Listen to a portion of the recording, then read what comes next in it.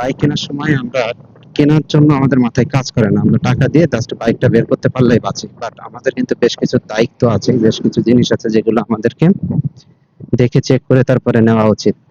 তো সেগুলো একটা একটা করে আপনাদের সাথে শেয়ার করব। সর্বপ্রথম যেটা আপনাদেরকে মিলিয়ে নিতে হবে সেটা হচ্ছে ইঞ্জিন নাম্বার এবং চ্যাসিস নাম্বার। তো যখন বাইকের শোরুম পেপারসটা আপনাদের হাতে দিবে তখন অবশ্যই, যদি আপনারা না জেনে থাকেন যে কোথায় ইঞ্জিন নাম্বার এবং চ্যাসিস নাম্বার থাকে, ইঞ্জিন নাম্বার অবশ্যই ইঞ্জিনের গায়ে থাকে এবং চ্যাসিস নাম্বার এই যে ঘাড়ের এইখানটাতে থাকে। তো আপনারা যদি না পেয়ে থাকেন অবশ্যই যেখান থেকে বাইকটা কিনবেন সেখানে জিজ্ঞাসা করলে তারা দেখিয়ে দেবে, এটা অবশ্যই মিলিয়ে নেবেন। অনেক ক্ষেত্রে দেখা যায় যে টানা গাড়ি বা বাইরের কোনো বাইরে থেকে বর্ডার ক্রস গাড়ি নিয়ে এসে, নতুন গাড়িগুলো নিয়ে এসে এটা চ্যাসিস নাম্বার টাম্বার ওইভাবে না থাকলেও সেটা মেশিনের মাধ্যমে নতুন করে চ্যাসিস নাম্বার দিয়ে দেওয়া হয়। তো এর জন্য অবশ্যই খেয়াল রাখতে হবে যে প্রত্যেকটা ডিজিটের মধ্যে মানে সামঞ্জস্য আছে কিনা। মানে একটা শূন্য শূন্য থাকলে সেটা বড়, অন্য একটা অক্ষর থাকলে সেটা ছোট, এই ধরনের যদি হয় তাহলে অবশ্যই এ ব্যাপার নিয়ে আপনারা ক্লিয়ার হয়ে তারপরে বাইক নিয়ে বের হবেন।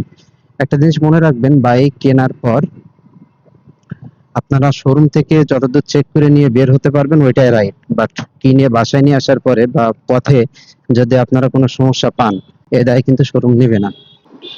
তো তারপরে যে বিষয়টি দেখবেন সেটা হচ্ছে সম্পূর্ণ বডি, বিশেষ করে প্লাস্টিকের যে অংশগুলো সেগুলোতে দেখবেন কোথাও কোনো স্ক্র্যাচ আছে কিনা, কোনো দাগ আছে কিনা, এগুলো একটু মিলিয়ে নেবেন। অনেক সময় বাইক নামাইতে গিয়ে, উঠাইতে গিয়ে বা শোরুম ঢুকাইতে বের করতে গেলে এ ধরনের সমস্যা হতে পারে।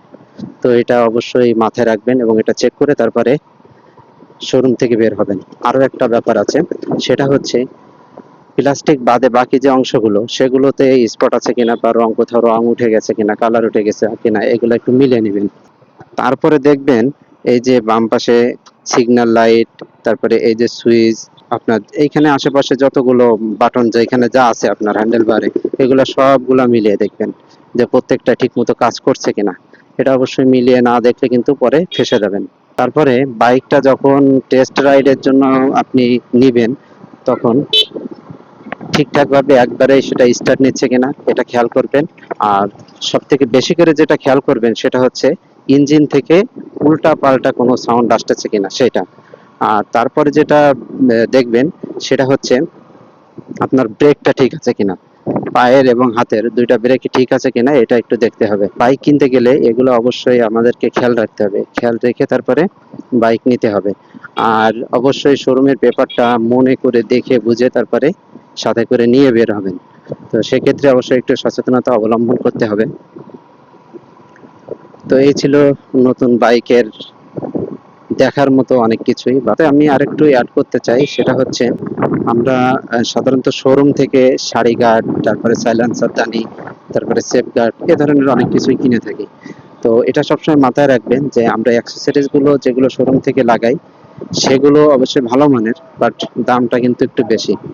ভালো মানের এই ধরনের অ্যাক্সেসরি যদি বাইরের থেকে আপনারা 1000 টাকায় কিনতে পারেন তাহলে শোরুমে সেটার দাম হবে প্রায় 1500 টাকা সামথিং। তো আশেপাশে যদি পরিচিত কোনো অ্যাক্সেসরিজ এর দোকান থাকে বা পরিচিত না হলেও যদি আশেপাশে কোথাও কোনো অ্যাক্সেসরিজ এর দোকান থাকে সেখান থেকে এগুলো লাগিয়ে নিতে পারেন, তাহলে আপনার এখানে একটা ভালো টাকা সেভ হবে। আর শোরুমে থেকে এগুলা লাগাইতে গেলে অবশ্যই একটু খরচটা বেশি পড়ে যাবে।